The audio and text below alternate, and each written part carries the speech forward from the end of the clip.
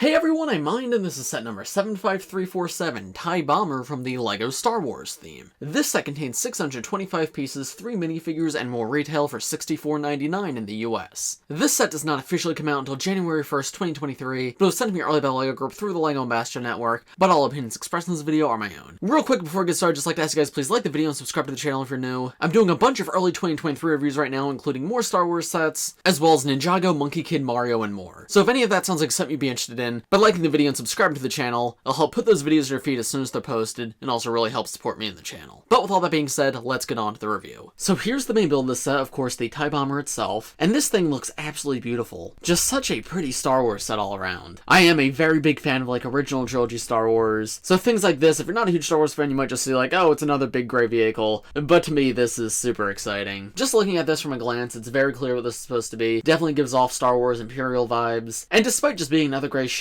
the shape is quite unique on this one, and I like how there are some other colors incorporated here, even if it is very few and far between. We'll start in the wings here, which are folded in. You can unfold these if you want, and actually fold them forward a little bit if for some reason that was something you wanted to do. That looks a little strange, but it is an option you have with how this set works. But no, actually taking a look at the design on the wings, we have a printed part in the center right here. I believe this is new for the set, though it may have been from the TIE Fighter from a few years ago. I personally do not have that set, but I think it's incorporated really well. Just gives off a metallic sci-fi vibe, adds some extra detail here, while also not being too overbearing. I think the use of black here is perfect. I like how the black is mostly tiles while the gray is entirely studs. It helps create like a nice difference in texture between the black area and the gray area. It makes this build feel more three-dimensional than it actually is. The triangular pieces work really well too, and I appreciate that they didn't overuse the ingot pieces here, because there's a lot of sets that use a lot of these pieces, and they're definitely used on this build, but not super frequently, so that is nice to see. I'm fairly impressed with the way they did the curve in the wings too. It's not a super complex technique, but having these gray bricks with the little lips on them come up and almost touch the top, that helps remove like the gappy look that some Star Wars ships have. And while there is still a little bit of a gap there, it's so small that I don't think it really hurts the build. But yeah, the top and bottom of the wing are pretty much identical, just mirrored, and I just think the entire wing section looks fantastic all around. The opposite wing is of course exactly the same, nothing new there, but the shaping of everything with that curvature just looks so nice. But now moving from the wings to the center of the vehicle, I like the way the wings actually connect here. Like of course you have your seating area and little weapons area right here, but they're much bigger than the connector to the wings. So the way they made it slope in on all sides is pretty cool. Obviously you have this pretty significant slope piece at the bottom, one of those like long vent slope pieces at the top, and even at the front it's very slight, but you have like one of the little Among Us pieces pointed inward, and that just creates a very slight slope. They also did a great job of capturing the cylindrical shape of each individual section. They didn't use too many like actual rounded pieces, only pretty much at the front and the back, but they got the rest of the body close enough here that it's not even really noticeable that it's not perfectly circular. There's a printed piece out the front of the seating area which represents a window, and this of course can be opened up, and there you can see that's a little cockpit area for the TIE Fighter pilot to sit. Fairly spacious in there. He doesn't actually connect any studs, you just sort of slide him in, close it back up around him, and there you go, now he's piloting the vehicle, but you can't even tell. The section next to the cockpit area is the missile port, and this is mostly imaginary. Hardcore Star Wars fans, correct me if I'm wrong, but I believe in universe the missiles would be loaded in right here, and then they get dropped out from the bottom.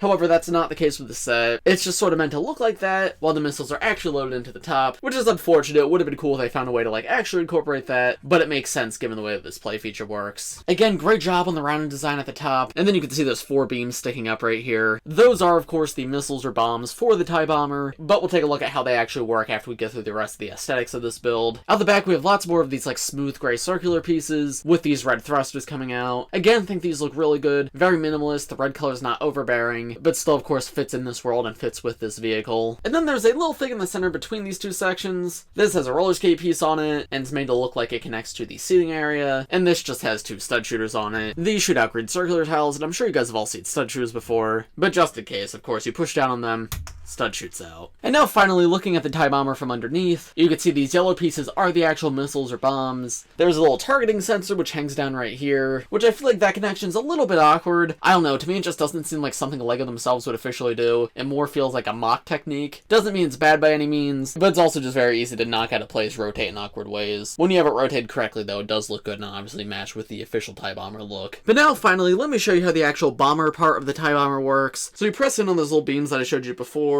and they all drop out, and you can see it's a quite simple little build for the missiles. They use like the old flick missile design, though I guess they're not really flick missiles here, because you don't flick them, you just sort of push them and gravity takes care of the rest. But I guess you could flick them if you really wanted to. But yeah, by doing that, you can push out any or all of them at once. They'll drop to the ground, you can imagine them exploding, and then when you're all done, you can load them back in through the bottom. But that's about it for the main build, the TIE Bomber. Don't have too much to show because it's pretty much one of the sets where it's what you see is what you get, but it is very beautiful. I absolutely adore this build. But now let's take a look at the side builds, then the minifigures, and then I'll give you my overall thoughts. Here is the one and only side build in the set. It's just this little card that holds extra missiles. So you can see you get 2 extra missiles in the set, I guess, if you lose any. And there's a place at the front for a minifigure set, and pretty much you just imagine this hovering around. Not a super complex build, but I guess it's nice to see. And there's how it looks with the minifigure, like actually controlling it. Speaking of minifigures, here are the first 2 in this set. We have Darth Vader and we have Vice Admiral Slone. This version of Darth Vader is very similar to the one we've got in the past few years. However, there is one slight difference, which is actually pretty cool. You can't see it right now, though. Torso, legs, and arm printing, though, while they're not new, there's a reason they're not new. These are pretty much perfect. They represent Vader absolutely perfectly.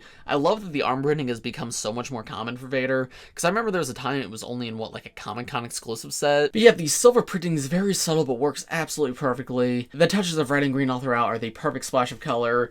And then it just also translates Vader from the movies so well into minifigure form. This minifigure is fantastic. If we never got like an updated version of Vader again, I don't think I'd be upset because this guy is really great. Flipping the cape piece up, there's a look at his back torso print. Pretty much just basic black robes with a little bit of silver printing at the top. But then the part of this guy, which I believe is actually new for this set, is the face print. Taking the helmet off, you can see he's got an angrier face this time around. Now the previous versions of this Vader have had like a white face like this, but he had a different expression, so I believe this one's all new. The scars on the back of his head are also a different color than on the old one. So yeah, I think this was a totally unnecessary change, but I'm very happy to get an all-new face for Vader. And then from what I've heard, Slone is a very important character in the comics, but I don't believe has appeared in any live-action media. So I personally have no connection to this character, but I know she's a character a lot of people are excited to get. But just in terms of a minifigure, I think she's really good. She's got pretty much just a standard Imperial torso, and I don't believe her hairpiece is new, but that face print's pretty incredible. I believe it's all new for this character. The little wrinkles are a nice touch. I feel like that helps make her more unique. And then removing the hairpiece, turning her around, you can see there's unfortunately no alternate face on her, but I think that's okay because the face we did get is pretty solid. So yeah, 2 pretty cool exclusive figures to get. And then the final minifigure in this set is a TIE Fighter pilot. And then the set also comes with a buildable Gonk Droid. And I don't believe this version of the TIE Fighter pilot is new in any way. And from the front, I think this figure does look good, captures what it needs to well. He's got the silver printing on the helmet and everything, and the leg design is pretty well done. My one complaint with this figure, it's a complaint I've had for a few years, is the skin tone head underneath. This looks really, really bad from the back. They really need to make a new molded helmet that covers up the back of the head.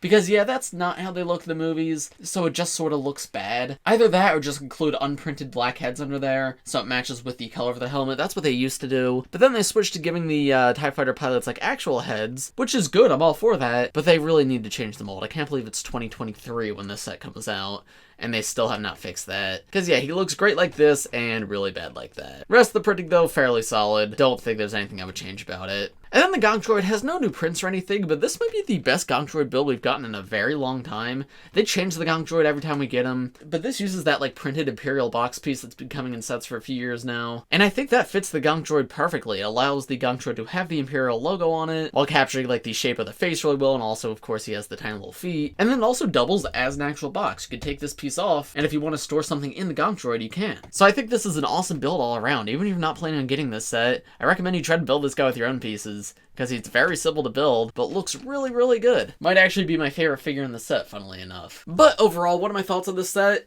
I think this set's fairly good all around. At the end of the day, it is just another big gray Star Wars ship, so if you're not into that, you're probably not going to be into this one. But I'm not usually into that, and I still really like this set. It's a less commonly made version of the TIE Fighter, so it's unique in that sense, and I think the angles and the shaping on it make it quite unique, and also it's just original trilogy, which I love. I love anything in like the 4 to 6 era of Star Wars. So would I recommend this set? For Star Wars fans, 100%. If you're a fan of the original trilogy, and you like buying LEGO Star Wars, this should not be a set you pass up on, because it's got good minifigures, a fantastic build, and the price all around's not too bad. Should it have been 60, maybe 50? Probably. But 65, especially considering the part count and the fact that you get 2 exclusive minifigures, I think that's actually pretty good for LEGO Star Wars. So yes, 100% I would recommend this set. Even if LEGO didn't send this one to me early, I think it would be one I would try to pick up, just because it is so cool. But those are just my thoughts. Let me know what you guys think of this set in the comments below. If you enjoyed this this video, please press like, subscribe to the channel if you're new. I do LEGO videos just like this one almost every day, so if you subscribe, you'll be the first to see them. Thanks for watching, everybody, and I will see you all in the next one.